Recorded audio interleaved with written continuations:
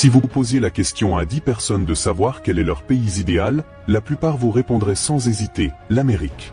Pendant des décennies, l'image des États-Unis est restée figée, riche, puissante, libre, ouverte à tous. Mais que se passe-t-il quand on décide de marcher dans les rues de Los Angeles, de Philadelphie, de San Francisco ou de Miami?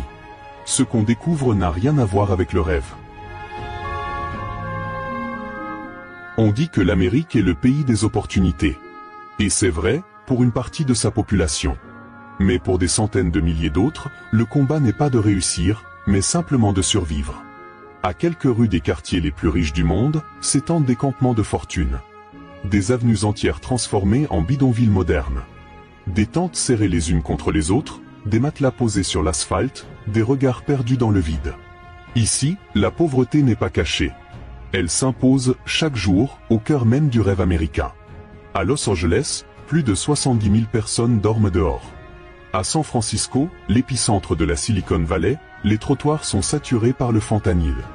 À Philadelphie, Kensington Avenue est devenu le symbole mondial de la misère et de la dépendance. Et en Floride, sous le soleil de Miami, les invisibles se battent pour un repas, une couverture, un coin d'ombre. Oui, cette Amérique existe. Et oui, les médias en parlent parfois. Mais ce qu'ils oublient souvent de montrer, c'est la résilience. Car derrière chaque tente, chaque carton, il y a une vie, une histoire. Alors pour comprendre, il faut commencer là où la crise est la plus visible.